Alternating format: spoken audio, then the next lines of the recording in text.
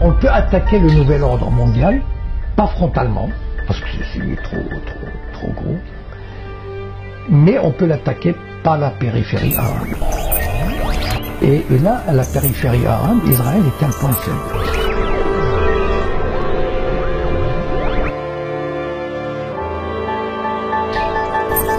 Les sionistes, ils viennent de créer une nation israélienne, c'est bon, d'accord.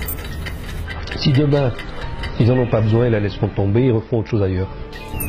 Ils ont infiltré le judaïsme, comme ils sont en train d'infiltrer l'islam, parce qu'aujourd'hui, certaines pratiques ou certains groupes religieux musulmans, par exemple que je qualifierais de wahhabites, vont exactement dans le sens des sionistes.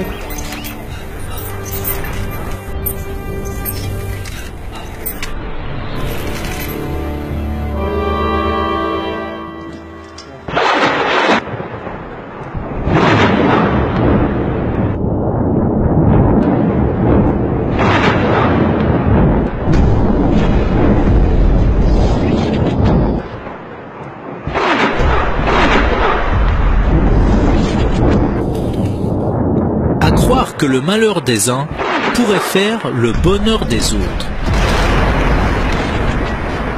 En tout cas, les bombardements sur la bande de Gaza attisent la curiosité. Ces résidents israéliens ont organisé une journée pique-nique, destination 7 collines avec vue plongeante sur les territoires bombardés. Je suis venu voir Gaza, les attaques aériennes, voir nos avions, pour me divertir un peu en ce jour de Shabbat. On voulait être avec nos compatriotes qui vivent près de Gaza. On voulait voir les attaques et tout ce qui se passe ici. I don't write about Jews, the people. I don't write about Judaism.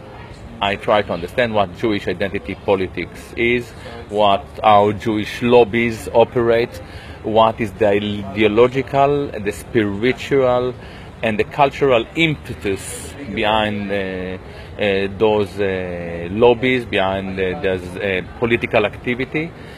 I do believe that Jewish identity politics is very, very dangerous for world peace, probably the most dangerous political discourse. And I also think that Jewish identity politics is very, very dangerous for Jews themselves. And I would expect Jews to understand it by now, after suffering for so many times. But apparently they don't, and this is part of the problem. Of course, some Jews do understand it.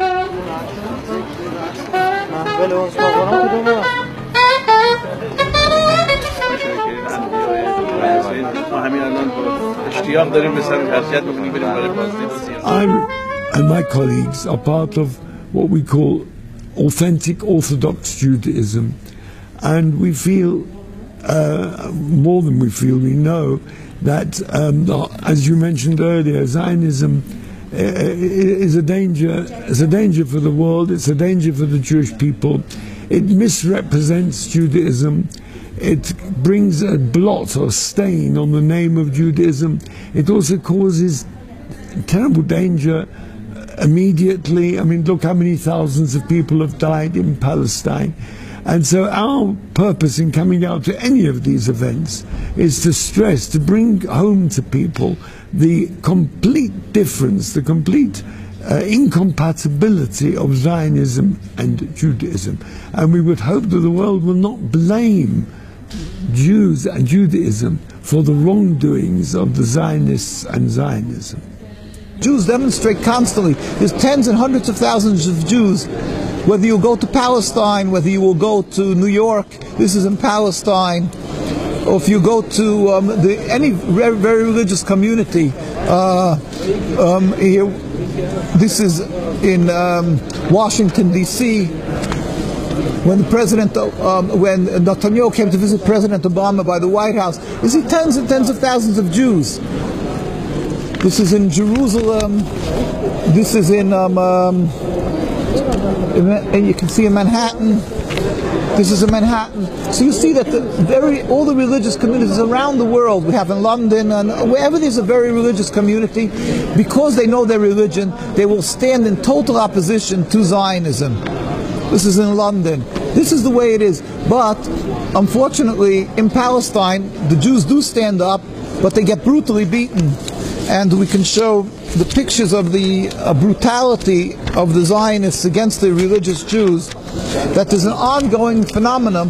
Whenever they demonstrate, they stand with guns. The Jews our people are non-militant, we don't have arms, and yet the Zionists come and murder. They beat brutally, they arrest the Jews when they're demonstrating, as you can see these pictures. So this is a happening that is an ongoing thing, and they intimidate. Jews are afraid to speak up because they see that how their brethren are brutally beaten, when they just simply speak up and say, we do not accept the state of Israel, we do not accept what they're doing to the Palestinian people. I mean, in terms of what's going on now, what's your assessment of what Israel is doing in Gaza? I can answer you with 2 words: a war crime. My government is now engaged in a massive war crime, killing hundreds of innocents. It's not just a war crime against the Palestinians, it's a crime against the Israeli people. And on behalf of thousands of Israelis that are demonstrating right now in the streets of Tel Aviv, in Jerusalem, and in many other places, with Palestinians, with internationals, people from all kind of background and all parts of the Israeli society are completely ashamed and against this crazy assault. We know that you cannot kill, as Jewish people, we know that you cannot kill the desire of people to be free.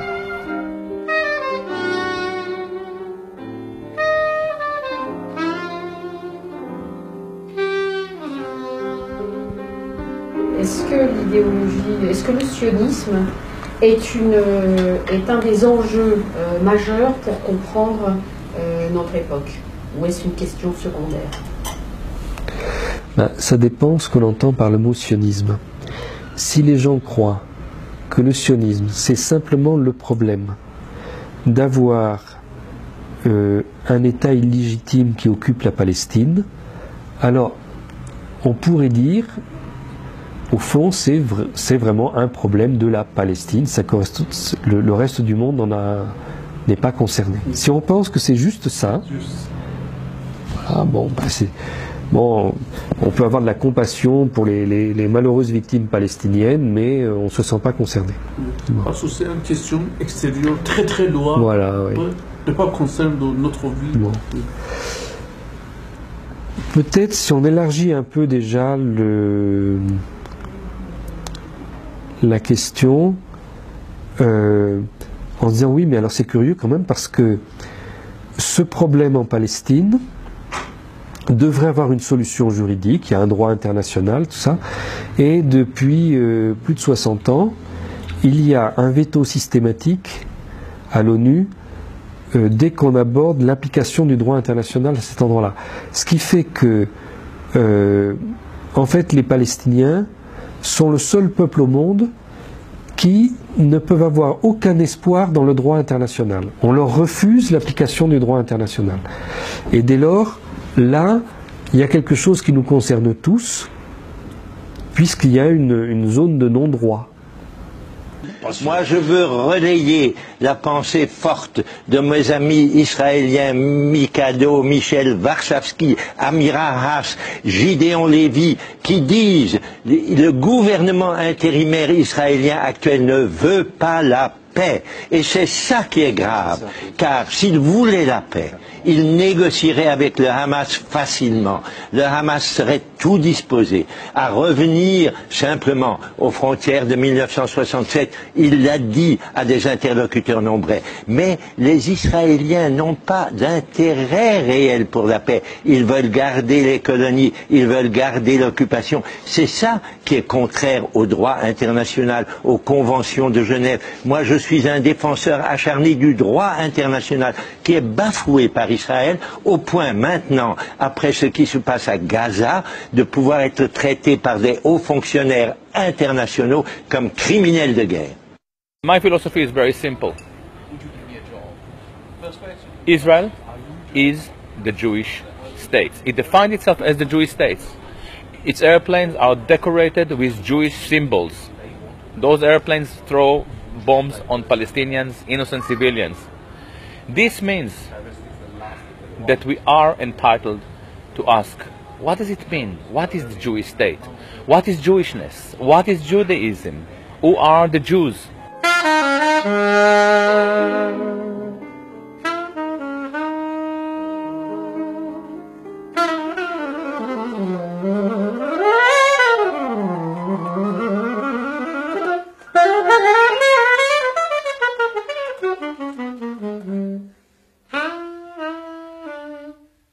And of course, the Jews that returned, so-called, returned to their homeland were not exactly the same Jews who were expelled from their homeland, right? Because these were expelled a couple of thousand years before that. These were not their descendants either, because this has been a very long time. So these are people, the people that actually came back, so to speak, are people that claim some kind of a heritage, some kind of a connection, a relationship to the ancient Hebrews. And they claimed that they had the right to return to their homeland, and this is what Zionism was about, and this was accepted by the world as the right. They had the right to return. Now, if we talk about the right of return of one nation, you'd expect that there would be, if we accept it as a principle, then you'd expect that we'd accept it in general, across the board. Yet when people talk about the right of return of Palestinians to their homeland, suddenly a red line comes up and everybody says, no, we can't talk about the right of return of the Palestinians. It is very clear that Jews do not form a racial continuum. Yes. I was asked about it, about this issue yesterday in a talk here in Basel. They are not forming a racial continuum, but culturally they certainly form a racist attitude. Jewish people are not a race, but Jewishness is racist. And this is the issue. Dans mon premier lieu, j'ai essayé de déconstruire l'essentialisme juif, la vision ahistorique, parfois complètement fausse, de la destin des Juifs dans l'histoire, dans un but précis, oui, j'admets, de construire l'essentialisme pour reculer le racisme agrandissant en Israël. Mais je n'ai pas pensé dans le premier livre de développer l'idée, est-ce que les Juifs ont le droit ou pas le droit sur la terre de Palestine, parce que je n'ai jamais pensé que les Juifs ont un droit sur cette terre, même comme j'étais sûr que les Juifs ont été exilés il y a 2000 ans, errer dans le monde et après on fait un U-turn, retourner en Palestine. Je pensais, j'ai cru il y a 10 ans encore de cette mythe légendaire. Mais je n'ai pas pensé, même en affirmant autrefois qu'il y a un peuple juif et tout ça, je n'ai pas pensé qu'après 2000 ans, quelqu'un a le droit d'une terre qui est, il est parti, exilé, etc. Parce que si on veut arranger le monde comme c'était il y a 2000 ans, ça devient une maison de fous, une vraie maison de fous. Rachid Ben Aïssa, comme on dit, je suis intellectuel algérien, je suis prof et j'ai travaillé pour l'UNESCO 25 ans. Vous savez, le seul pays où on en trouve des juifs qui parlent encore hébreu correctement, c'est au Yémen. Alors, je suis allé les chercher parce que je suis un linguiste qui travaille sur les langues et j'ai fait de l'hébreu à l'Institut des langues O. Sauf que les profs qui m'enseignent l'hébreu, ils l'enseignent avec des accents allemands, etc. Ils ne sont pas capables de prononcer les lettres sémitique, l'alphabet sémitique, le ha, le ka, le kha. Alors pour dire Hamas, on va dire Hamas. Pour dire Baruch, avec K, on va dire Baruch. Voilà. Alors qu'on dit Mubarak et Baraka. Donc là-bas, j'ai trouvé des juifs arabes, ne pas confondre, voilà, le mythe. Il y a des juifs arabes, il y a des juifs berbères, comme il y a des chrétiens arabes, des chrétiens berbères. Le juif n'est pas une ethnie, on ne naît pas d'une mère juive. Le juif, c'est une religion. Il y a des arabes qui ont été juifs, il y a qui sont devenus chrétiens, qui sont devenus musulmans. Et ces arabes du Yémen, ces arabes juifs du Yémen, Eh bien, je les ai rencontrés et je les ai entendus lire la Bible comme un vrai hébraïsant la lit, et c'était mon plus grand bonheur, surtout que j'ai rencontré des gens qui revenaient d'Israël et qui m'ont dit que Israël, il y a tout sauf du judaïsme. To play the groove. 10, 5.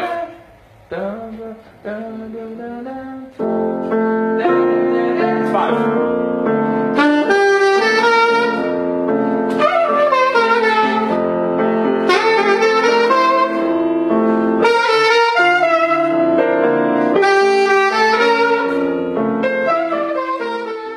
For sure, Jewish people is an invention. Shlomo Zahn would argue as well that French people are an invention. The German people are an invention, and it is not a secret. The Jews were inventing themselves as a nation in the light of other people. The difference between Jews as a people and other nations is that they for many years managed to celebrate the symptoms of this invention on the expense of other people. And this is the problem. The fact that I one day invented myself as a saxophonist, and I managed even to convince quite a few promoters and other musicians that I'm a saxophonist, and I made it into a career. I don't do it on the expense of anyone else. You want to come to listen to Gilad? Salam alaikum. You don't want? No problem. But the Jewish people invented themselves as a nation and went and consciously took the land of another people. And Bernard-Henri Lévy is proud of the fact that of the fact that, as you said, he liberated the Libyan as a Jew. You know, so again, he celebrates his invented symptoms on the expense of a lot of people. Vous rappelez d'ailleurs au long du livre que c'est comme juif que vous avez fait ce voyage en Libye. Ah oui. Ces voyages, cette saison en Libye, c'est comme français, comme écrivain et comme juif. Et quand je suis sur la place de Benghazi, je leur parle. Et je leur dis que je suis là comme... Ils me prennent tous pour l'ambassadeur de Sarkozy. Je leur dis, je suis pas ambassadeur, je suis même pas sarkozyste, je suis français et juif. Fils d'Israël. Vous représentez des tribus, moi je suis aussi le représentant d'une vieille tribu. Ouais. Le fils d'une des plus anciennes tribus du monde. Alors, la tribu d'Israël. Et les types, mon cher le mot, m'applaudissent à ce moment-là.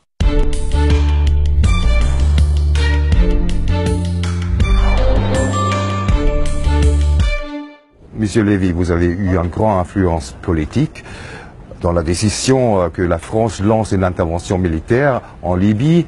Si vous regardez comme les choses ont évolué, est-ce que vous pensez que cette intervention militaire était encore la bonne décision pour résoudre le conflit? J'ai un seul regret aujourd'hui, c'est pas d'avoir fait ce que j'ai fait pour Benghazi, c'est que personne ne le fasse pour Homs, que personne ne le fasse pour Deraa, que personne ne le fasse pour les villes syriennes massacrées. Le nom de Benghazi aujourd'hui, c'est Homs. Bernard-Henri Lévy, merci d'avoir répondu à mes questions. Merci. Dernière question, on sait que vous êtes très attaché à l'État d'Israël, à sa survie, à son existence et à sa vie dans la paix. Est-ce que ces bouleversements dans les révolutions arabes, et notamment en Libye, ne menacent pas la stabilité de l'État d'Israël? Attendez, je suis plus que très attaché, je suis inconditionnellement attaché à Israël. Je suis un ami inconditionnel d'Israël. Et c'est à ce titre que je vous dis qu'au contraire, ces printemps arabes, je pense que c'est bon pour Israël. I want to understand what Bernard-Henri Lévy means by saying, I'm proud as a Jew. This is my right. It's not my right. This is a necessity because we are killing more and more people in the name of this interventionist ideology. So Olivia Zamor, who I regard as a friend, by the way, so that this book is not about Palestine, it's about Jewishness, and she is right. But I argue the Jewishness is the real problem, and this problem is much larger, much broader than mere Palestine. If Israel or America or France or Britain would attack Iran tomorrow in order to save the Jewish state, this war can escalate into a nuclear conflict, and this would mean that a few weeks later there will be a very big radioactive cloud over Paris. J'étais très impressionné par le développement de sa pensée sur le tribalisme. Voilà. Et ça m'a créé d'ailleurs quelques ennuis avec certains, par exemple l'Union des Juifs pour la paix, Dominique Vidal, qui pense le contraire, enfin qui pense que Gilad Atzmon dérive vers l'antisémitisme. Bon, moi je suis pas du tout d'accord. Donc l'idée du tribalisme a été très intéressante. Pour moi c'était vraiment une découverte, enfin la manière dont il l'avait exposé, développé, etc. Mais par contre, moi j'ai mis quelques réserves sur sa pensée, sur les juifs qui restent juifs tout en étant sionistes et qui, comment dire, maintiendraient une idée du suprémacisme. En fait, lui, ce qu'il voudrait, c'est que les juifs antisionistes ou critiques, il leur reproche de rester juifs. Bon, et moi, je m'élève contre cette prétention. Ne serait-ce que sur le plan personnel, moi je me considère comme un juif. Je suis né juif, j'ai été élevé comme un juif. Et dans une famille très traditionnelle, donc j'ai eu une culture juive très développée. Et je ne vois pas, je suis antisioniste, je ne participe pas au tribalisme, loin de là. Et je ne vois pas, ni comment d'ailleurs, abandonner mon identité juive. Je l'ai, c'est pas comme une chemise qu'on change. Et puis en même temps aussi l'autre critique que j'émettrais contre cette idée de Gilad Atzmon, c'est qu'il met tout le monde dans le même panier.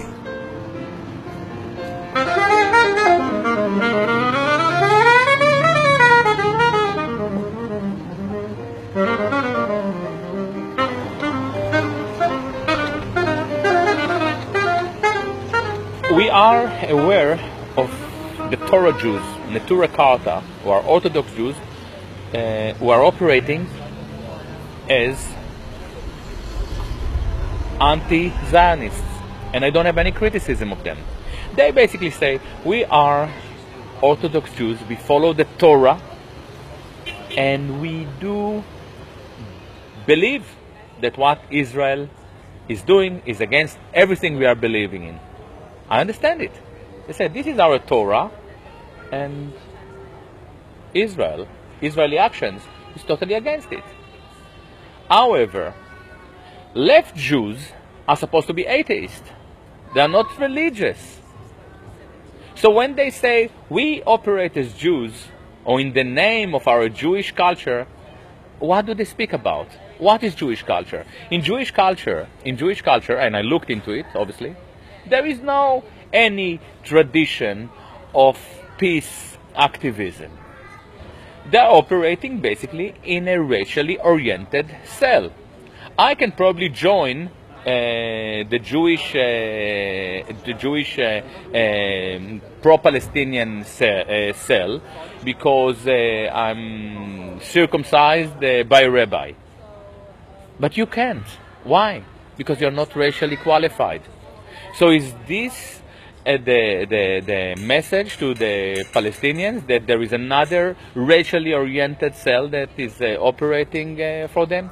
I don't think so. If they want to operate as Jews, I really want to understand what is the ideology and the spirit that they are promoting. Because as far as I'm aware, there is no humanist text or a body of humanist texts that are recognized as Jewish humanism. There are a lot of Jewish humanists, but they were universalists. Marx didn't operate as a Jew. He operated as a humanist who happened to be of Jewish origin. There is no culture, of Jewish humanism. And when they're telling us that they are do what they do in the name of Jewish spirit, being secular, it is not clear what. They are bluffing, they are spinning, they are lying to us. I don't like it. Ce qui est intéressant, c'est que dans cette période de crise aggravée, le système qui achetait avant des gens d'une certaine qualité intellectuelle comme Jean-Paul Sartre. Jean-Paul Sartre est l'exemple parfait du collabo du système, de cette gauche la plus intelligente du monde, qui a vraiment fait le sale travail à partir des années 35 et après-guerre. Hein. Je pense que sans Jean-Paul Sartre, il n'y aurait pas eu Bernard-Henri Lévy. Hein. C'est l'origine de tout ça. Mais on voit bien qu'aujourd'hui, on ne coopte plus des normaliens et des gens qui ont une œuvre, mais le fond du panier humain, quoi, je veux dire, c'est-à-dire des Philippe Val, des Caroline Forest, ce qui veut dire qu'on est dans une période de crise aggravée, parce que le système qui est tout puissant en termes d'argent n'arrive à recruter comme capot que des gens d'une grande médiocrité intellectuelle, humaine, c'est une évidence, quoi. Caroline Fourest, Bernard-Henri Lévy, Philippe Val, plus toute la clique de ce qui est devenu Libé, ce qui est devenu Charlie Hebdo, journal néo-conservateur dont le travail principal est de pousser à la violence contre le petit peuple musulman de France. C'est quand même incroyable comme retournement. Voilà, on en est là aujourd'hui, ce qui veut bien dire que on est dans une période de, je dirais, je sais pas comment on dit, de kairos, c'est-à-dire proche de l'éclatement, où les choses se voient parce qu'elles sont très radicales. Avec, au bout du bout, n'oublions pas, parce que c'est récent, la démission du pape. Ce qui veut bien dire que le trône de Pierre est vacant. C'est un symbole très très fort. Si on parle aujourd'hui de cette domination sioniste sur le monde, qui est une domination judéo-sioniste, c'est que le pape démissionne. C'est-à-dire qu'il ne peut plus faire son travail, il le reconnaît, et finalement il laisse le trône de Pierre vacant. C'est-à-dire qu'on est on donne raison aux CD vacantistes. C'est-à-dire que c'est effectivement ce qu'on appelle la destruction du 4e Empire qui arrive à son terme, c'est-à-dire l'effondrement, la mise à mort de Rome, c'est-à-dire de l'Occident helléno-chrétien et du catholicisme. Hein.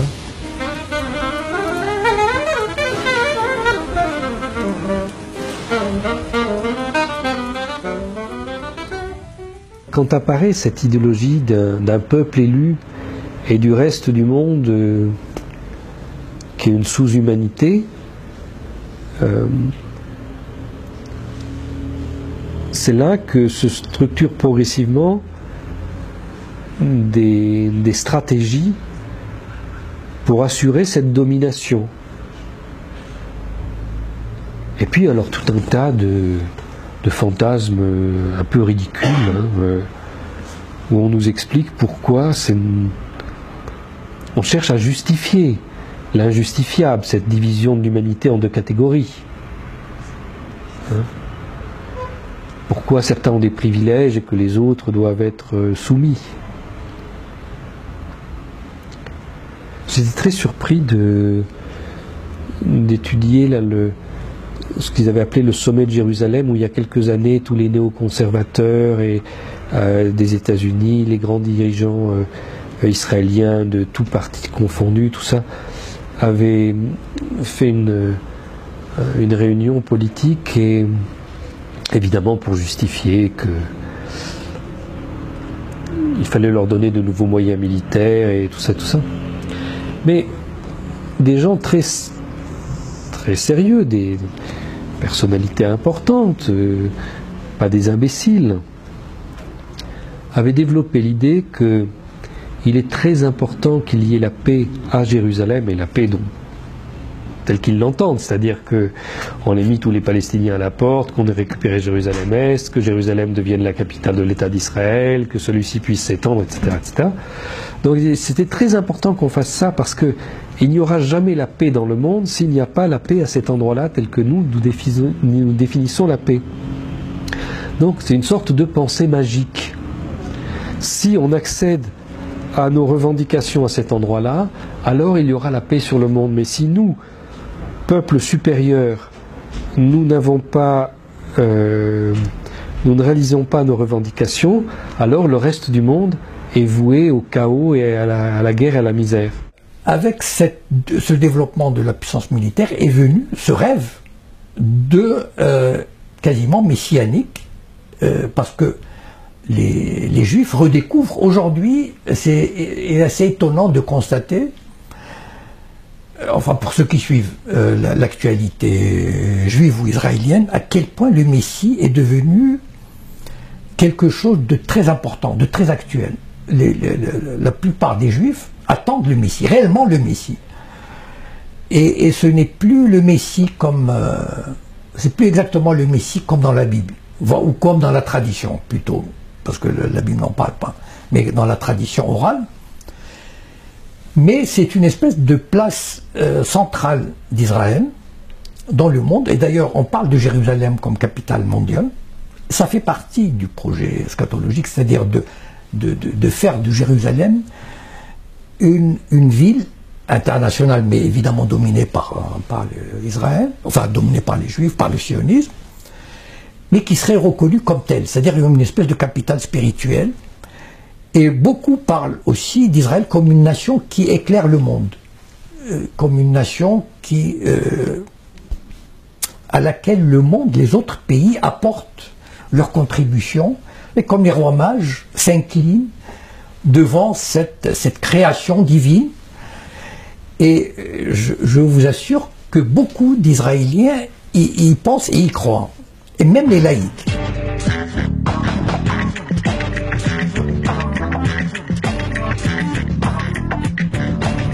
Dans la tradition juive, on dit beaucoup que la paix à Jérusalem est la condition de la venue du Messie. Le Messie arrivera par une certaine porte de la vieille ville, et il arrivera soit pour faire la paix, soit quand la paix soit faite. Donc, véritablement, il y a une dimension, en quelque sorte, utopiste, messianique ou utopiste, de Jérusalem comme lieu de la paix. En fait, les espoirs de paix dans cette région sont liés à ce qui se passera à Jérusalem même. On a souvent dit, par exemple, que le Liban serait le deuxième pays après l'Égypte à faire la paix. Pas jamais le premier. En fait, on se rend bien compte que le Liban sera le dernier pays à faire la paix.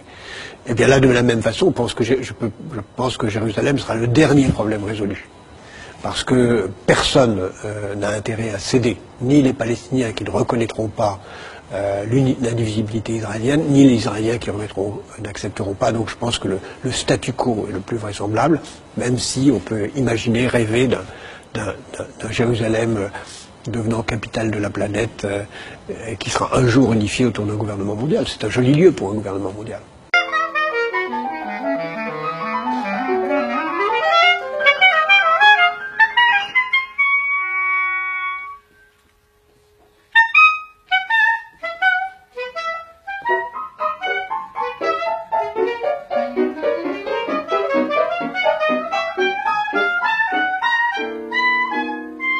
Mais voilà, il faut toujours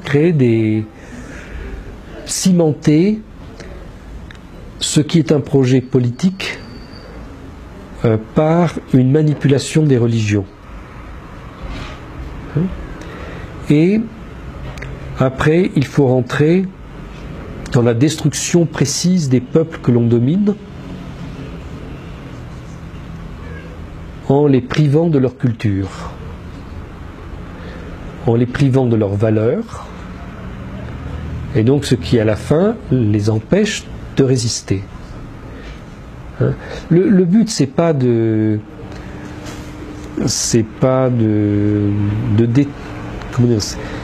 la destruction de ces cultures n'est pas un but en soi, c'est un moyen pour la domination.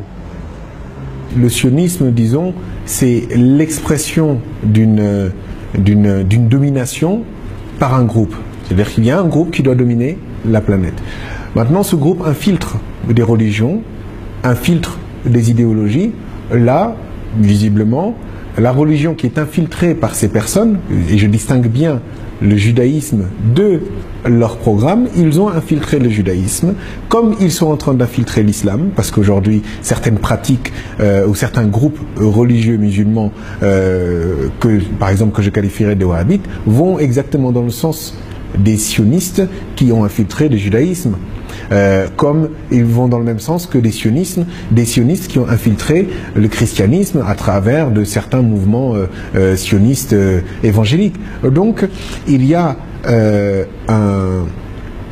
un projet en commun qu'ils tentent de mettre en place en infiltrant les différents groupes qui au départ ont des des objectifs tout à fait louables. Les religions en tant que telles, normalement, appellent à l'amour, appellent à la cohésion, appellent à la justice. Alors il faut toujours infiltrer ce qui est noble et puis le détourner de son objectif, de ses objectifs.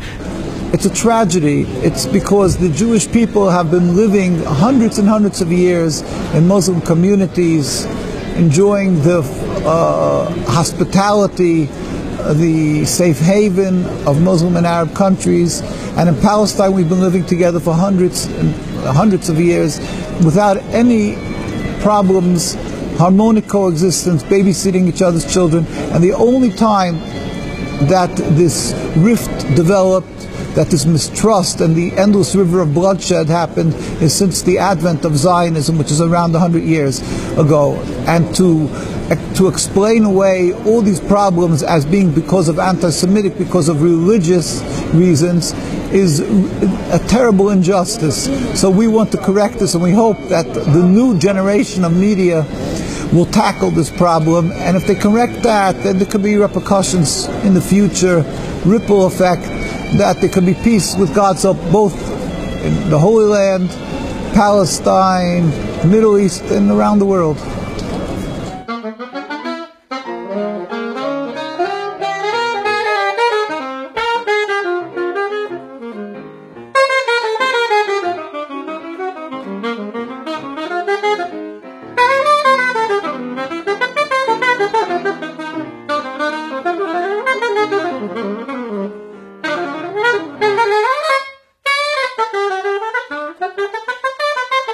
يحيى بركات، مخرج سينمائي فلسطيني.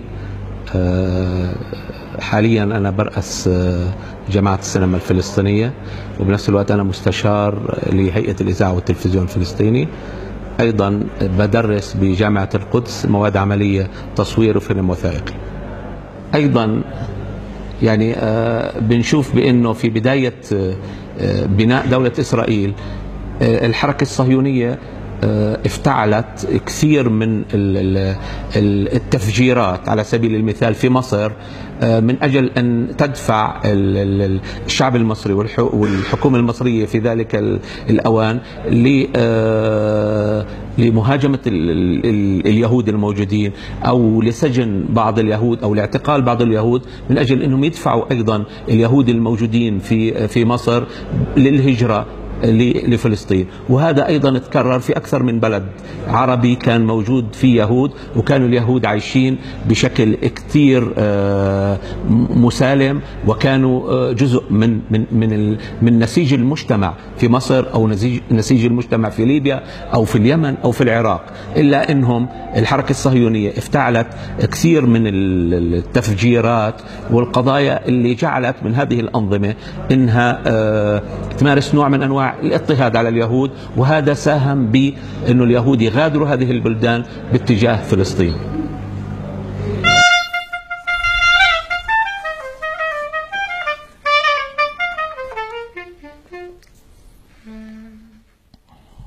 Personnellement, je considère, comme ça, quand j'y pense, que j'ai un compte personnel avec l'État d'Israël. C'est-à-dire, en tant que juif marocain, je considère que la communauté juive marocaine, qui était forte de 400 000 personnes dans les années 50, et qui était riche sur le plan de l'artisanat, de la musique, les plus grands chanteurs à l'époque étaient des juifs. Il y avait toutes sortes de monde. Et les sionistes ont cassé, ont brisé cette communauté. Ils l'ont pour leur propre, pour les emmener dans le désert, pour en faire de la chair à canon, etc. Ou du lumpen prolétariat. Et quand je pense à ça, et je pense à ma famille qui vit plus ou moins enfin, je veux dire que c'est jamais réellement... Bon, les enfants s'intègrent, c'est obligé. Mais eux, ils sont assis entre deux chaises. Et je pense à ce massacre, à ce crime historique qu'ils ont commis. Et ils l'ont fait dans tous les pays arabes.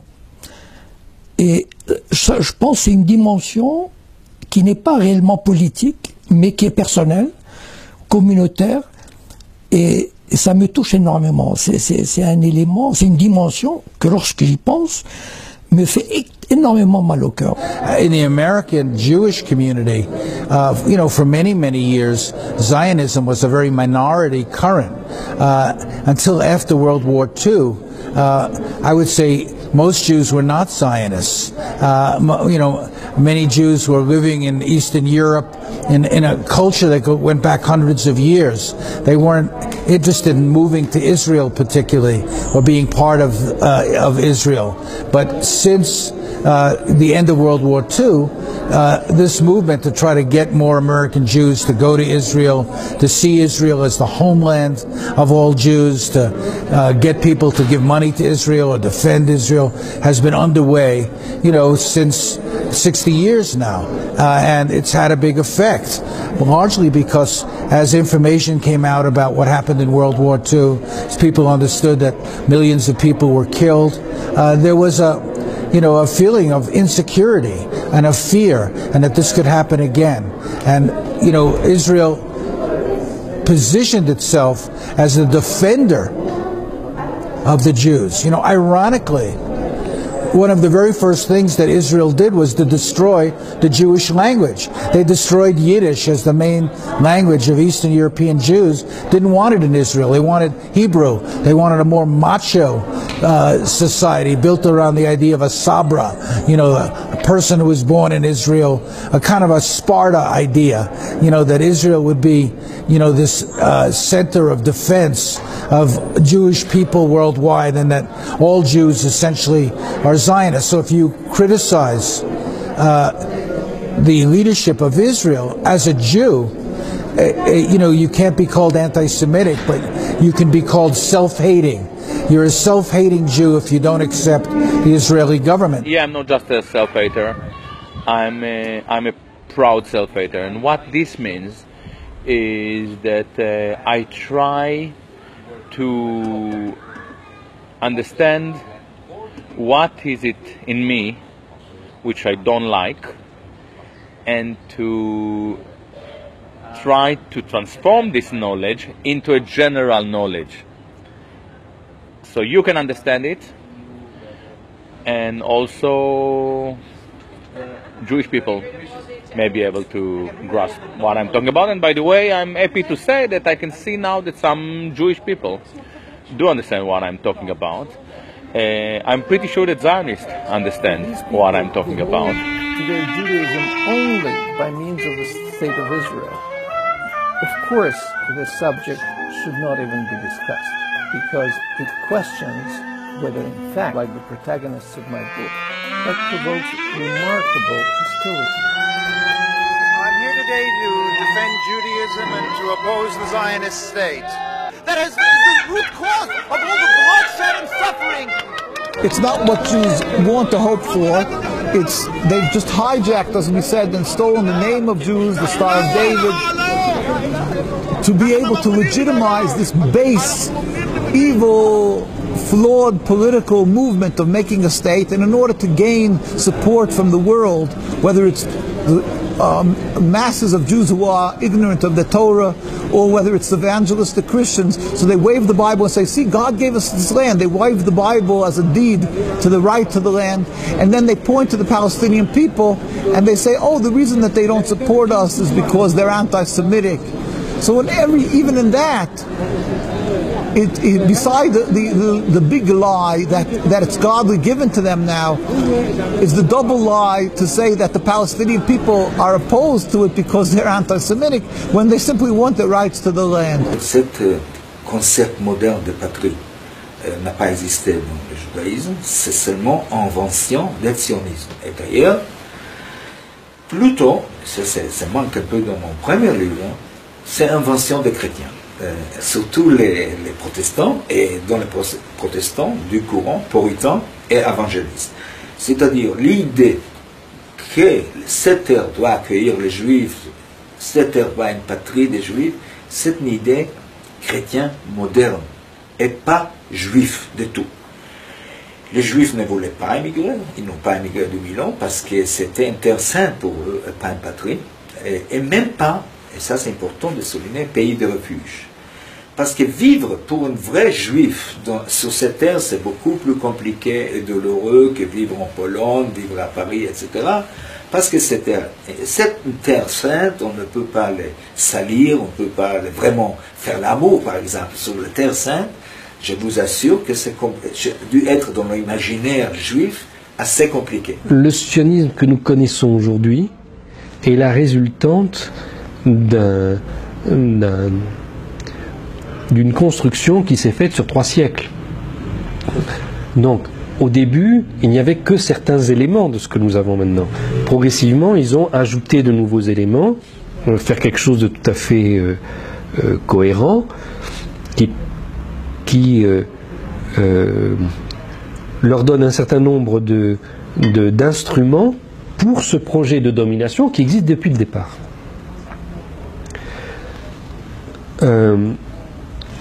Alors, j'ai fait un travail historique pour montrer que ça part de Cromwell, des Anglais, d'une secte particulière en Angleterre, et que l'idée prévoit tout de suite d'inclure la diaspora juive dans ce projet, mais qu'elle ne s'y inclut que progressivement et sous certaines conditions. بالأساس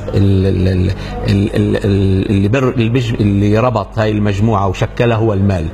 اللي بيسيطر على المال بيسيطر على العالم، ومن هذا المنطلق هم من بدأوا، وما بدأوش من أيام هرتزل، لا، الحركة الصهيونية بدأت من القرن بالضبط السابع عشر، وحتى في إلها جذور أقدم من ذلك، لأنه الحركة الصهيونية إجت نوع من أنواع المكمل للحركة الماسونية اللي بيعتبروها بأنها بدأت من أيام النبي سليمان، اللي هي حركة البنائين بسموها.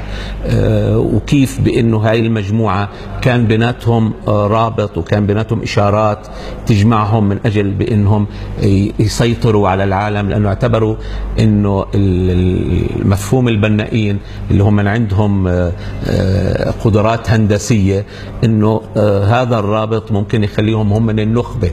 ومن هون يعني الحركة الماسونية امتدت وتوزعت في كل العالم. فالحركة الصهيونية هي امتداد للماسونية، وأساس وجذر مفهومها المال، ومن خلال المال كيف يمكن أن تسيطر على السياسة وعلى الاقتصاد وعلى المجتمع.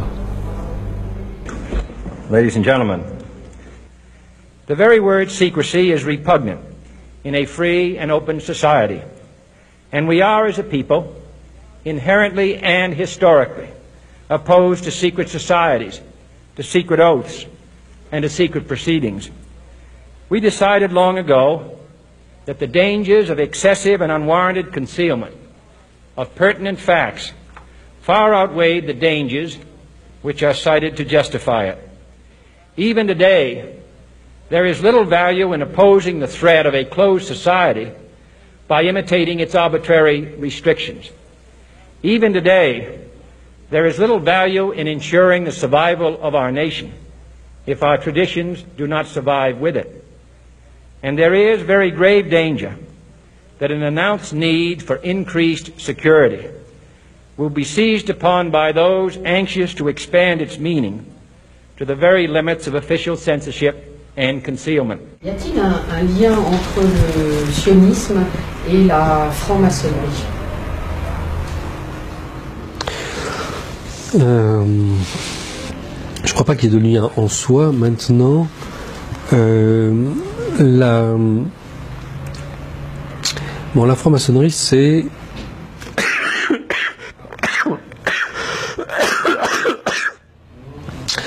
la franc-maçonnerie, c'est une structure qui est à la fois porteuse d'une certaine idéologie et en même temps qui a une caractéristique de clandestinité qui rend possible des usages très très différents de cette structure. Donc selon les époques, ça a certainement représenté des choses assez différentes, selon les pays aussi. En plus, tout ça a pris des formes multiples, toutes sortes de loges. Donc, premièrement, tout jugement d'ensemble là-dedans me paraît excessif. Ensuite, dans la franc-maçonnerie, il y a des symboles qui sont utilisés par l'ensemble des loges, qui sont des symboles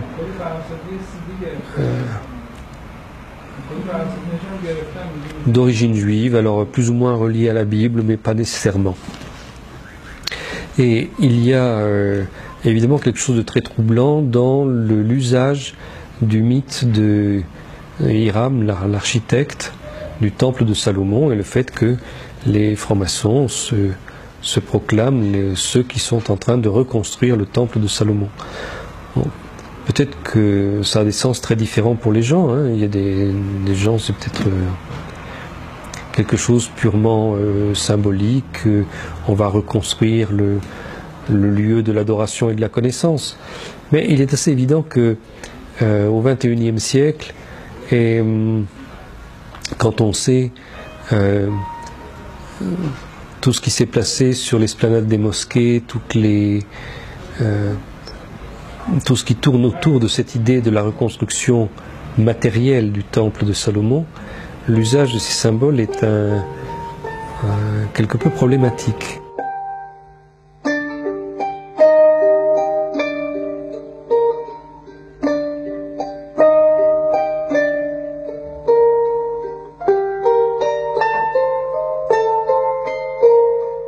Installé depuis des années en Israël, ce couple d'Américains travaille à la fabrication manuelle de l'instrument des rois. Ils viennent de recevoir une commande de l'Institut du Temple de Jérusalem pour la fabrication d'une pièce identique à celle qu'utilisait le roi David.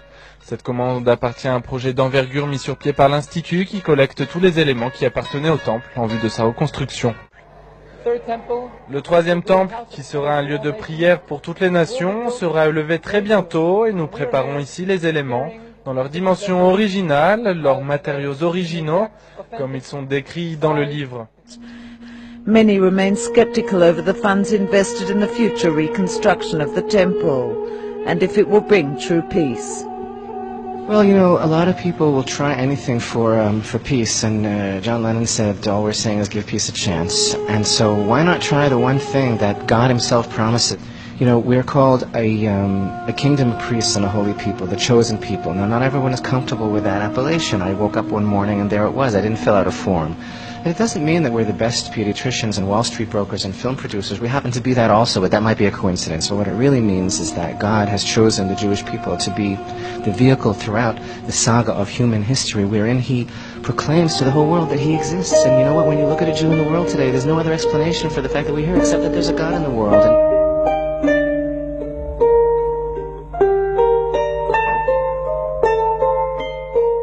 And ça fonctionne ce système. Votre livre décrit les rapports entre la franc-maçonnerie, le sionisme et le gouvernement mondial. Bon, oui. Tout d'abord décrit dans mon livre Le Nouvel Ordre Mondial, c'est la maçonnerie, pas du point de vue du son historique, de logique, comment fonctionne le fonctionnement, mais plutôt son commencement. Parce que la maçonnerie, ça prend son nom d'une profession qui était une profession noble au Moyen Âge, les maçons en français ou mason en anglais, ça veut dire un constructeur, non? Les personnes qui ont construit la plupart des grandes cathédrales à l'ouest, Alors, mais il y a à partir d'un moment, 1650, ça a devenu différent. Et l'origine a été en Angleterre quand Lord Cromwell a pris la décision d'éliminer son roi. Pour là, il avait besoin des armées. Et pour avoir ces armées, il a emprunté l'argent des juifs banquiers hollandais qui lui ont donné l'argent, il a gagné tout ça, et alors il a invité ces juifs banquiers hollandais à s'installer en Angleterre. I think what's interesting about Cromwell is once again the Venetian influence. Cromwell is somebody who comes from East Anglia. It's a part of England where the Venetian influence was strong, and we find people in Cromwell's personal entourage who are Venetian origin or strong Venetian connections. I think Sir Horatio Pallavicini can be considered one of these. Cromwell, in my view, acts as a Venetian puppet. Now, it's also true. He brings in, I think it's Ben Manasseh. He allows Jews to return to England for after a period of several centuries when they were not there. But Cromwell is the founder of the British Empire in the sense that his genocides in Ireland are one side of it. He's also the creator of the English Mediterranean Squadron, keeping English warships in the Mediterranean permanently. That's really where the empire begins. He does it under Venetian influence.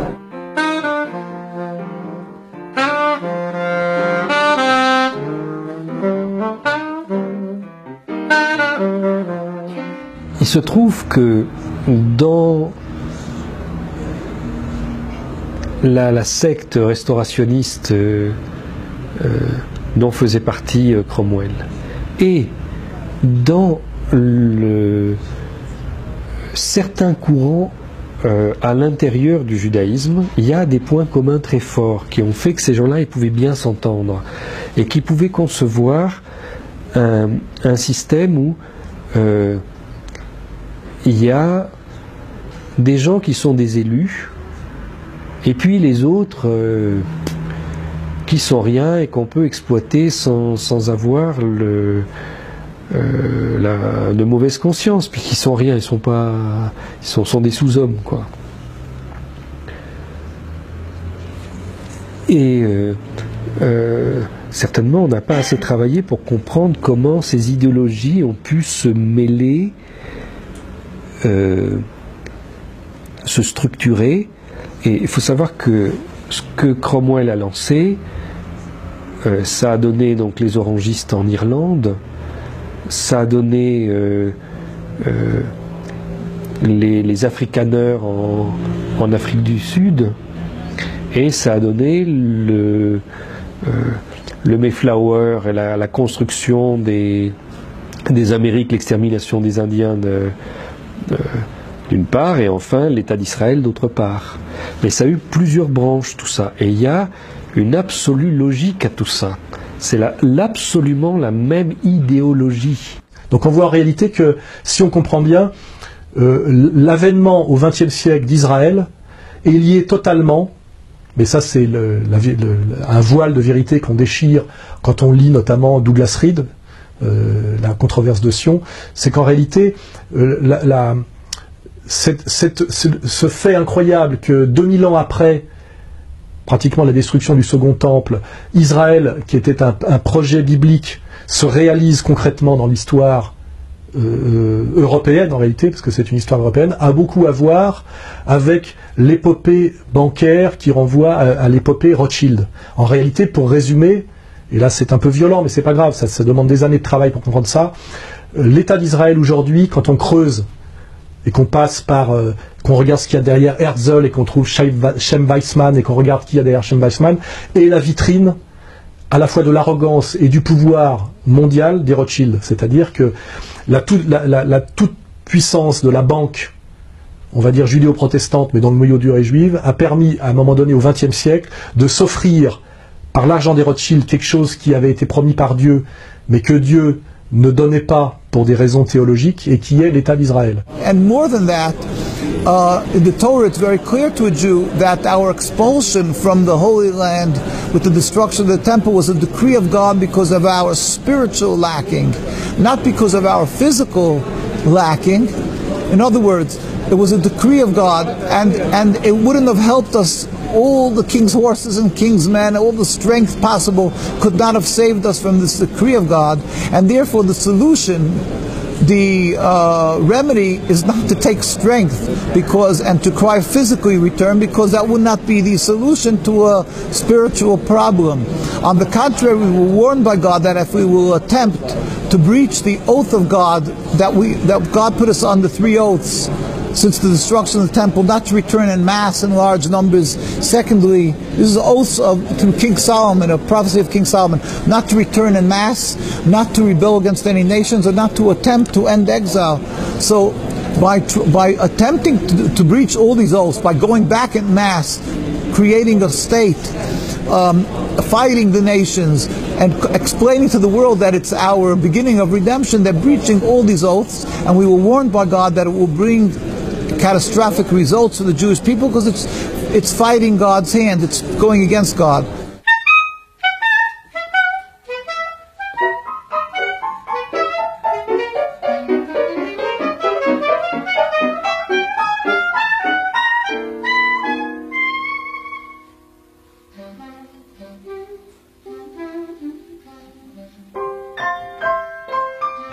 Quel est le mode opératoire du sionisme tel que tu l'as redéfini, c'est-à-dire pas seulement une idéologie nationaliste, mais une idéologie de domination?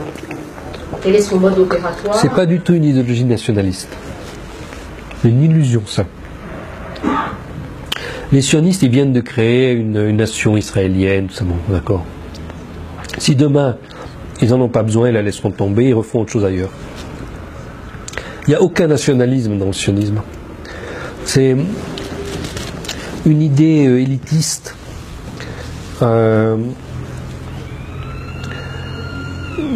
qui n'a aucun égard pour les nations, aucun. La création du sionisme le sionisme en tant que tel n'est pas forcément lié à l'État d'Israël. Ce nom sioniste, effectivement, est lié à l'État d'Israël, mais l'idéologie et la domination que ça représente est beaucoup plus ancienne. Aujourd'hui, son expression est le sionisme. Et la domination a toujours besoin d'un territoire, à partir duquel un territoire, disons, qui est un peu hors la loi. Un peu hors la loi, un peu hors de la logique de cohésion qu'il peut y avoir entre les hommes. La domination a besoin d'un îlot à partir duquel il va pouvoir gérer et pouvoir toujours se replier et espérer se replier en cas de problème. Israël a été créé en ce sens-là, sauf que cette fois-ci, on a réussi à joindre une idéologie de domination avec une religion, en exploitant et en infiltrant une religion, parce que les premiers endroits auxquels avaient pensé les sionistes étaient par exemple l'Ouganda. Et l'Ouganda ne répond pas forcément à une logique religieuse de rétablissement du peuple d'Israël sur sa terre, sa première terre. Non. Sauf qu'après la Seconde Guerre mondiale, même avant, parce que la déclaration Balfour et même bien avant, on avait déjà cette idée d'utiliser cette motivation religieuse pour amener les Juifs à adhérer à ce projet. L'idée principale, c'est que les Britanniques voulaient dominer le monde et savaient qu'ils ne pouvaient pas y arriver tout seuls. Ils avaient besoin de têtes de pont. Ces têtes de pont allaient leur être données par la diaspora juive. Ils avaient aussi besoin d'une sorte d'île des pirates, un endroit où il n'y aurait pas de loi, mais qui serait un État et qui permettrait donc de faire un certain nombre de mauvais coups sans que l'Angleterre soit responsable. Donc au lieu de l'île dans les Caraïbes, là, c'est ce qui va devenir l'État d'Israël. C'est un endroit où il n'y a pas de loi, on fait ce qu'on veut, et on a une réserve militaire et un système financier qui permettent de faire d'étendre cette puissance britannique.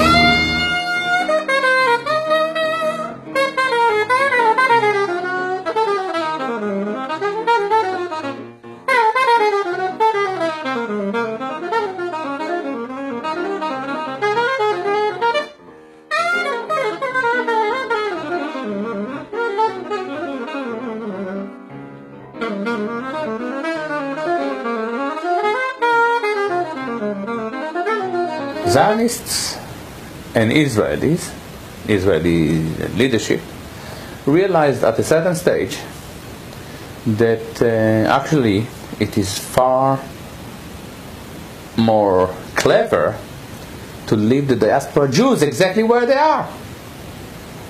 Try to think about a guy like Wolfowitz.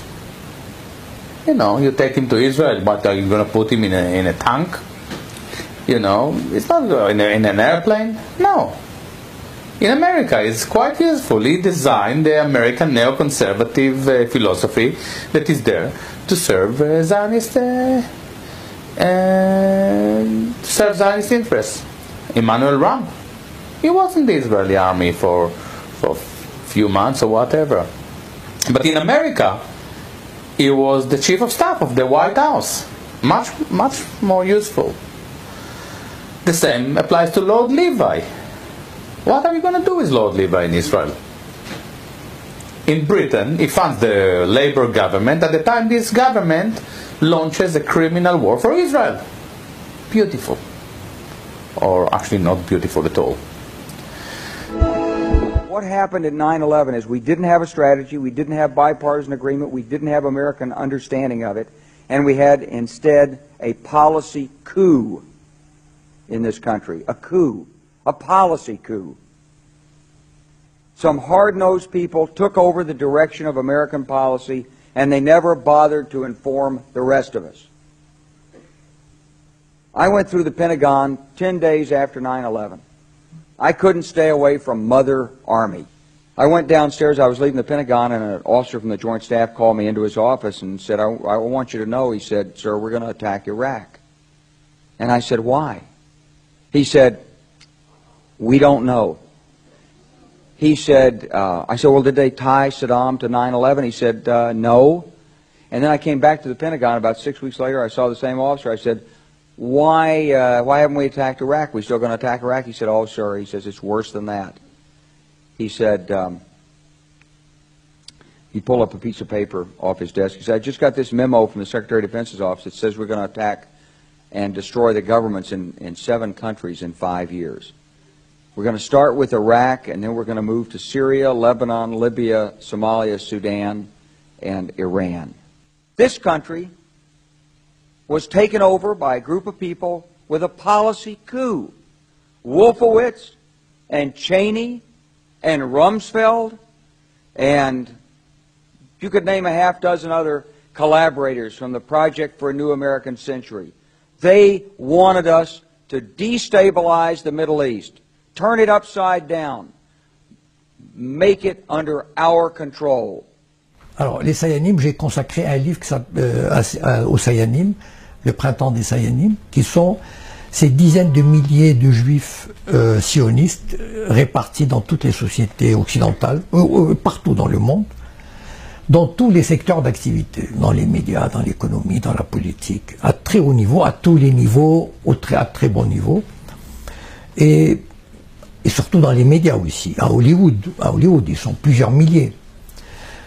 Et donc tout ce corps des Sayanim, qui sont dirigés par le Mossad, ils sont dirigés par un département particulier, le département de la propagande, la guerre de propagande, et qui, mettent du lion, introduisent une espèce d'homogénéité de la politique de l'oligarchie dans ce domaine. C'est-à-dire que, par exemple, ils peuvent lancer des campagnes pour interdire le Hamas, ou pour Gilad Shalit, ou pour mener une guerre contre la Syrie, enfin, ou contre l'Irak. Et donc, tous ces Sayanim introduisent, développent une pratique, une homogénéisation des politiques américaines, françaises, etc., et qui permettent justement de créer ce lien très serré entre le sionisme, entre Israël et l'oligarchie, occidentale, c'est l'oligarchie.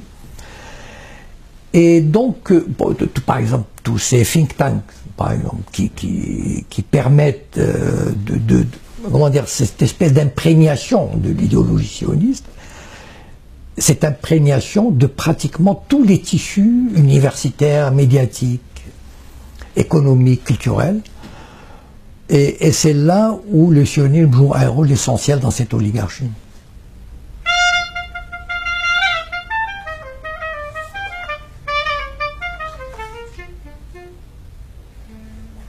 اون لابی صهیونیستی هستش که تونسته در کشورهای قدرتمند غربی مسلط بشه و نذاره مدیران سیاسی و رؤسای جمهور و مجالس اون کشورها مستقل عمل کنن که خب یکیش در خود جریان آیپک هست در کاخ سفید و نظام حاکم بر آمریکا. شاید یک لابی قوی‌تر دیگه در خود فرانسه باشه که تونسته به هر حال کاری میکنه که فارغ از اینکه اصلا رئیس جمهور چه کسی هست اون رئیس جمهور موظف میشه و خود دولت فرانسه موظف میشه عملا با جریانات صهیونیستی هماهنگ بشه.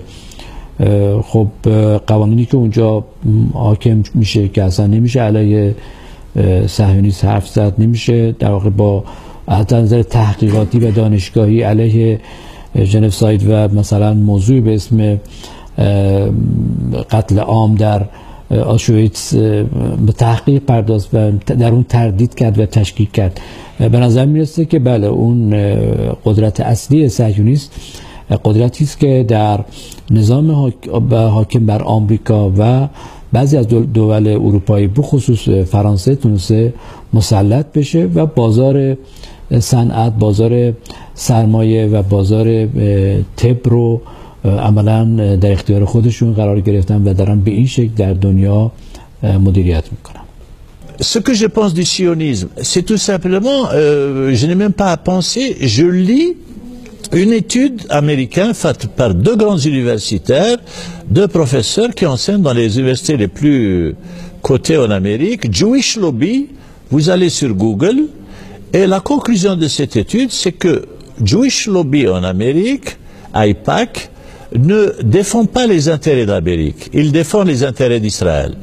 Donc à partir de là, c'est pas moi qui le dis, ce sont des universitaires américains, ils sont pas musulmans, c'est des sociologues qui produisent un document. On peut pas faire de la science politique sans étudier les lobbies.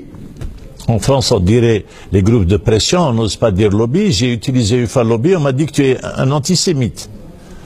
Et donc, en Amérique, il y a au moins cet avantage du First Amendment, c'est qu'on peut parler du Jewish Lobby. Chaque jour, ça figure dans New York Times, Washington Post. C'est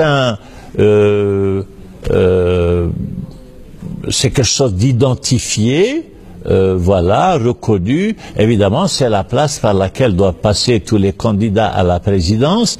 Ils doivent passer par là pour recevoir la bénédiction avant d'aller au Yad Vashem, voilà, pour d'ailleurs comme se faire couronner. C'est pour ça que même le président français va aller là-bas. Hein. J'ai lu ça tout récemment parce que, autrement dit, il n'y a pas à interpréter. Il faut juste voir. Pourquoi faut-il aller à Tel Aviv pour devenir président des États-Unis ou président de la France? C'est une question très simple. C'est que ils ont des moyens de vous faire élire, des moyens financiers, des moyens médiatiques.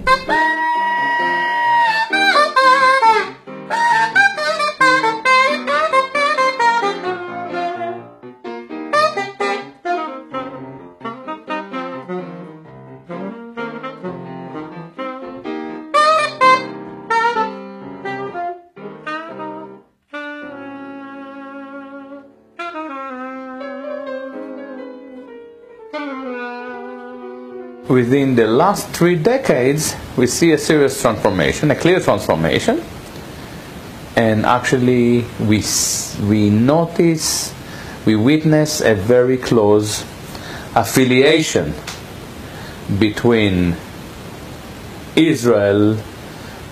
Israeli governments and the global Jewish lobby. In America it is called AIPAC, in Britain it is called CFI, and before we had LFI. In France we have CRIF, and basically in every influential country in the West we have devoted Zionist Jews who spend a bit of money, not a lot, because Western politicians are not very expensive. They're definitely cheaper than tanks. They spend some of their money buying European, Western politicians and make them into Israeli Sabbath going. En tout cas, moi, ce que je peux vous dire, parce que je ne parle que pour moi, c'est que la lutte contre l'antisémitisme, je vous dis ça pour des raisons politiques, historiques, ma famille est profondément liée à Vladimir Yankelevitch, qui a écrit le plus beau livre qu'on puisse écrire sur l'imprescriptible et sur la Shoah. Par ma femme, je suis lié de manière éternelle à la communauté juive et à Israël, quand même. Donc je ne viens pas ici pour recevoir des leçons de brevet de lutte contre l'antisémitisme. Ce soir, moi, j'avais le bureau politique de mon parti. Et Xavier Bertrand m'a dit, mais tu t'en vas. On parle des retraites, c'est important. Et je lui ai fait passer un papier en disant, pour moi, Israël, c'est plus important que les retraites.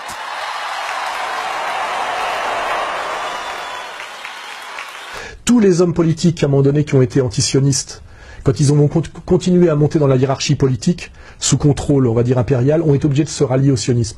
Vous pouvez le vérifier de tous les hommes politiques, y compris José Bové, vous voyez, y compris, comment il s'appelle, le maire de Bègle, là, j'ai oublié son nom, Noël Mamère, tous, vous verrez que c'est...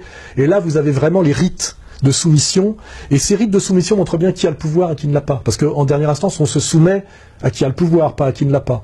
Et donc vous voyez bien que le pouvoir est bien bancaire et sioniste, et quand vous dites qu'il est bancaire et sioniste, vous voyez bien que finalement le sionisme n'est jamais que la vitrine du pouvoir bancaire, ce qui veut bien dire que ce pouvoir bancaire n'est pas seulement la logique du capital et la dérive du capital, mais aussi une vision en dernière instance religieuse d'une élite, d'une élite qui en dernière instance a une vision théologique et téléologique, et qui renvoie beaucoup, comment dirais-je, à la vision prophétique et messianique de ce qu'on appelle les Lévites, et qui renvoie aussi à la passion du Christ et à ce que Jésus-Christ a bien montré du doigt, notamment tel que le raconte Matthieu dans les évangiles, quand il a chassé les marchands du temple, et qu'il a bien, comment dirais-je, séparé la vraie religion de la religion dévoyée, devenue mammonique et satanique, en montrant du doigt ceux qui l'ont mis à mort, et qui continuent à le mettre à mort jour après jour, qui est le Sanhédrin.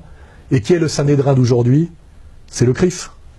Et vous voyez bien qu'avec le CRIF, vous avez à la fois le pouvoir bancaire, le pouvoir sioniste, la diabolisation systématique par l'antisémitisme, et la soumission de toutes les élites françaises et de tous les corps constitués à cette puissance par le dîner du CRIF. And they have succeeded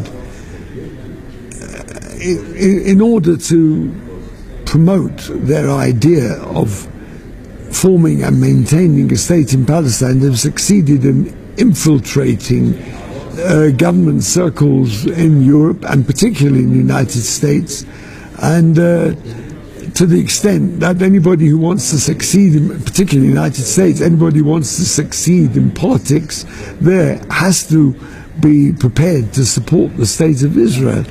And they have built up, perhaps through financial influence, but they have built up a tremendous influential power in support of their cause.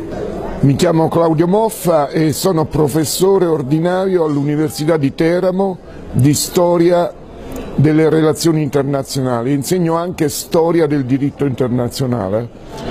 Inoltre ho fondato nel 2005-2006 il Master Enrico Mattei in Vicino e Medio Oriente, che tuttora coordino e dirigo. La svolta vera invece c'è stata quando è crollato il blocco sovietico. Si è creato uno squilibrio internazionale che ha permesso agli Stati Uniti e a Israele di praticamente fare quello che volevano. Ha prodotto ricordiamoci al proposito che la Russia post-sovietica in una prima fase era guidata da Yeltsin e quindi era completamente assente come punto di contrapposizione sullo scenario internazionale.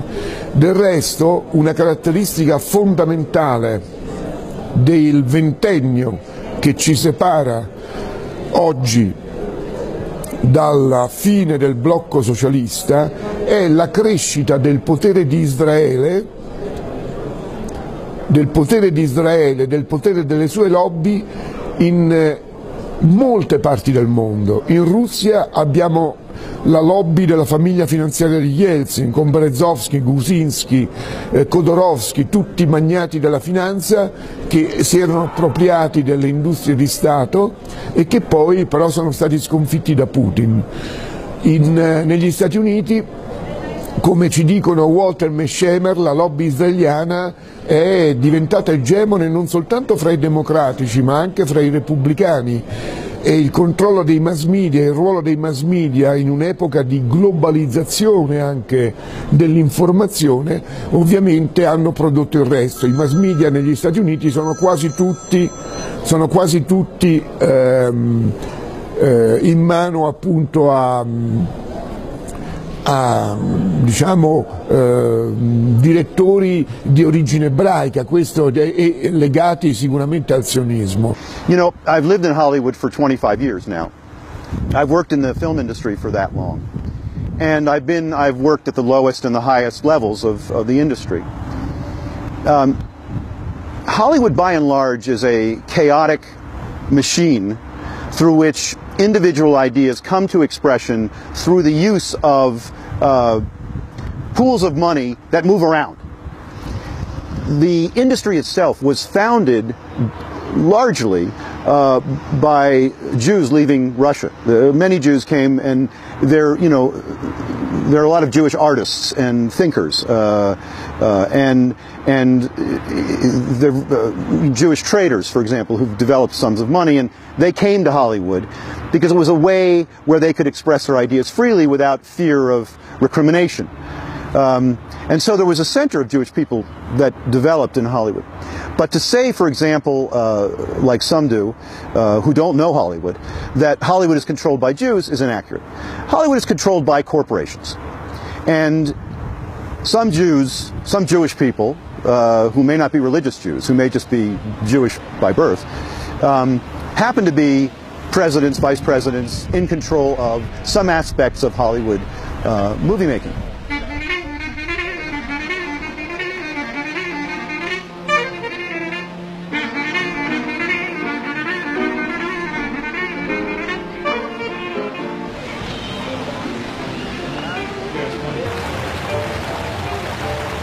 Il y a eu, il y a quelques années, la publication de deux livres sur The Pentagon New Map.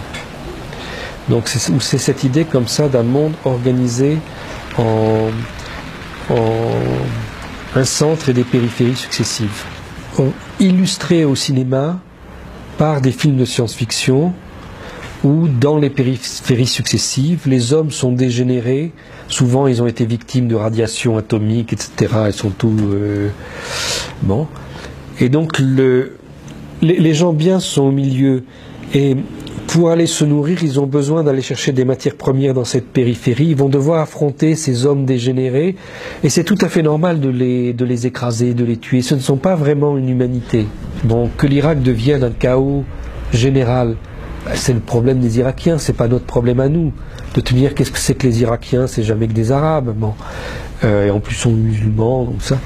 Mais il y a des puits de pétrole. Et nous devons sécuriser ces puits de pétrole. Donc, autour des puits de pétrole, il y a des installations militaires. Et puis, le jour où le puits de pétrole est fermé, ben, on s'en va, puis c'est tout.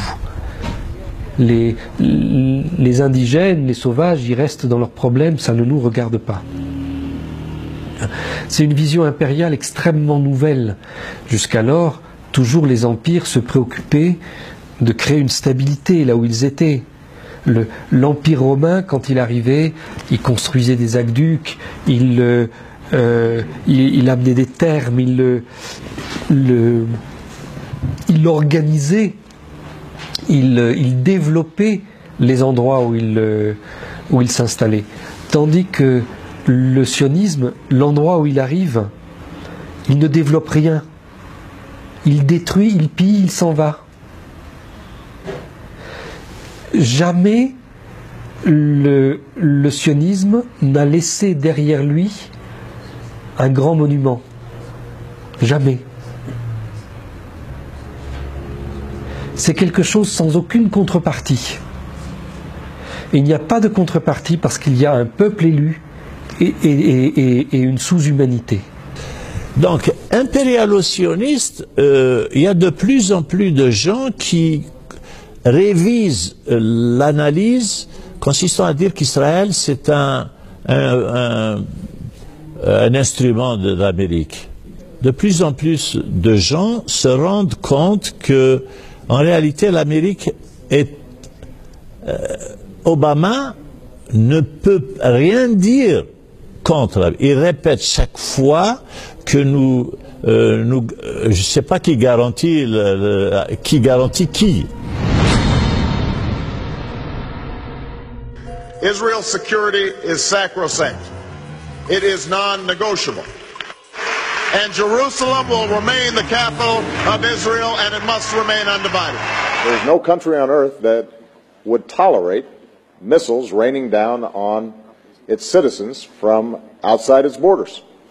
So we are fully supportive of Israel's right to defend itself from missiles landing on people's homes and workplaces and potentially killing civilians. And we will continue to support Israel's right to defend itself.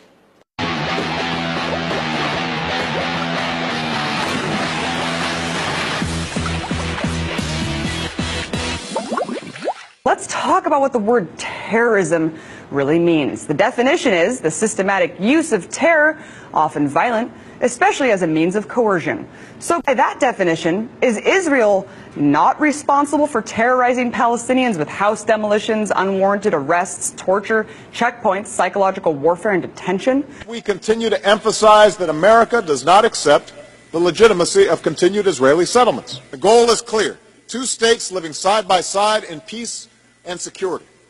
A Jewish state of Israel with true security for all Israelis, and a viable, independent Palestinian state with contiguous territory that ends the occupation that began in 1967. So there should not be a shred of doubt by now. The chips are down. I have Israel's back. Aujourd'hui, on monte en pointe le lobby comme l'IPAC, etc. Mais si réellement l'intérêt américain petit à petit va dériver, ils trouveront toujours le moyen de se débarrasser d'Israël, pas encore, mais disons de lui tordre le bras et de le ramener à la raison. Et c'est là où ça va coincer, parce que c'est un pays qui a été habitué à vivre dangereusement et seul, comme il l'entendait jusqu'à présent. Et si on l'obligeait à se soumettre à, par exemple, à des résolutions internationales, à des solutions, là on risque d'avoir du grabuge. Et on ne récoltera, qui sème le vent récolte la tempête, c'est-à-dire on ne récoltera que le fruit de ce qu'on a semé. On a laissé ce pays faire ce qu'il veut, dans l'intérêt de l'Occident d'ailleurs. Mais à un moment donné, il va devenir gênant. Voilà. Their personal distrust of Barack Obama as an ally of Israel is a disgrace.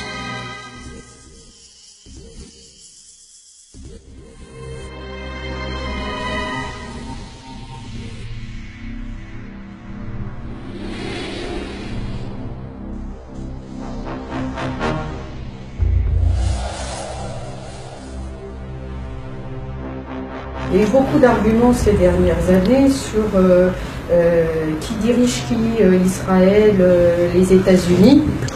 Israël ou les États-Unis. Que penses-tu de cette querelle universitaire? C'est un très faux problème. C'est complètement faux. Parce que simplement la Grande-Bretagne, les États-Unis et Israël ne sont pas trois choses distinctes. Il y a tellement de choses communes à tout ça, ils se sont construits les uns avec les autres.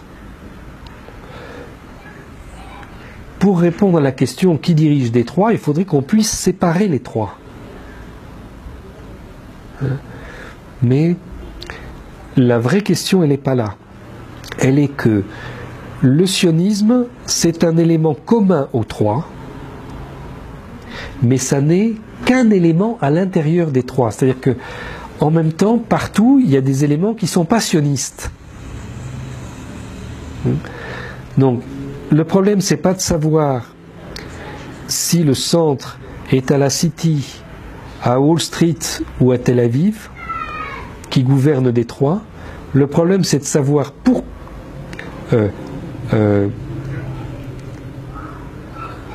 à quel moment les sionistes sont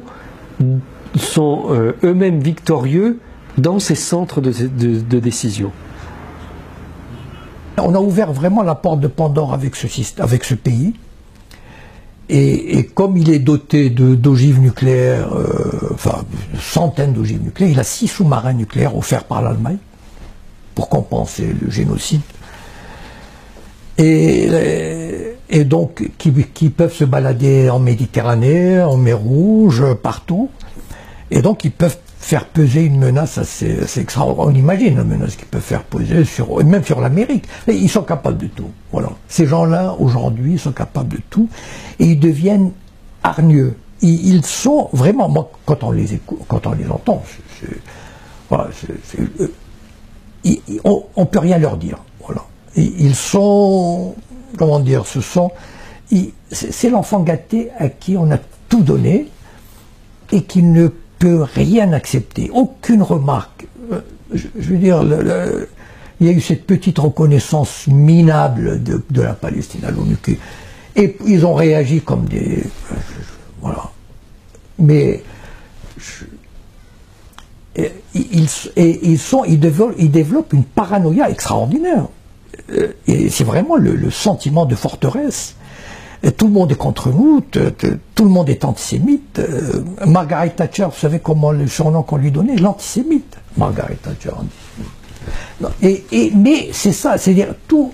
Il faut voir ce qu'on dit, même François Hollande, même Sarkozy, il ne leur plaît pas à 100%. Il n'y a aucun dirigeant qui leur plaît à 100%. En fait, ce qu'ils voudraient, c'est quasiment quelqu'un qui dise amen à tout ce qu'ils font. In order to make the Palestinian solidarity into a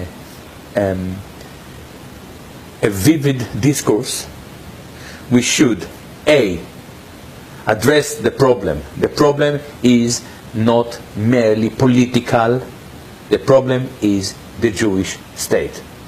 We are dealing with the Jewish state. We are dealing with Jewish ideology, we are dealing with Jewish lobbies globally, all over the world.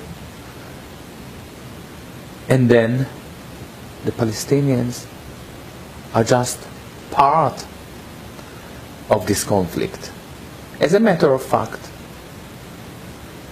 they're just in the forefront, unfortunately, I'm very sorry for them, they are in the forefront of a very big battle. Et dans ce projet de domination,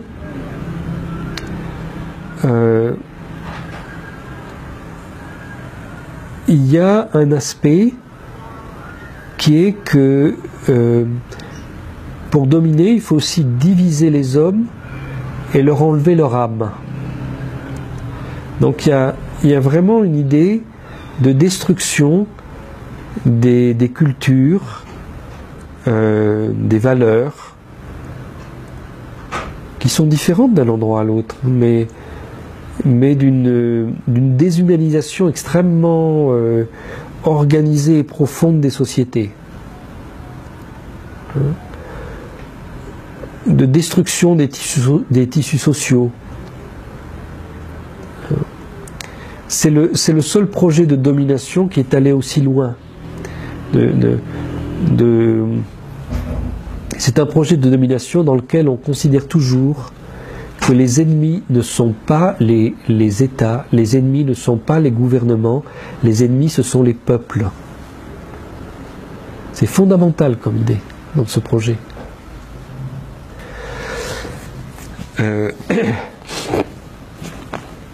Et ça a été écrit, hein, ça a été théorisé tout ça.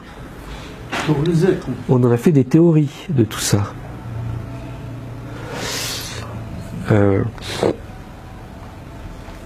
Donc la résistance, elle passe aussi par la reconstruction des cultures, par la reconstruction des tissus sociaux.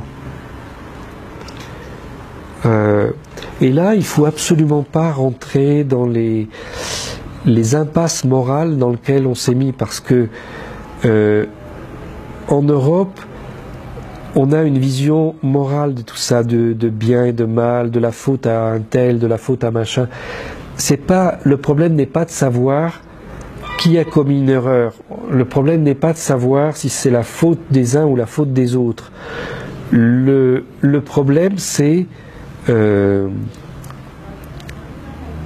essayons de nous élever au lieu de continuer à descendre. Voilà, c'est tout. Essayons de nous élever. Qu'est-ce qui nous amène vers en haut et qu'est-ce qui nous amène vers en bas? C'est tout. On doit uniquement regarder les choses comme ça.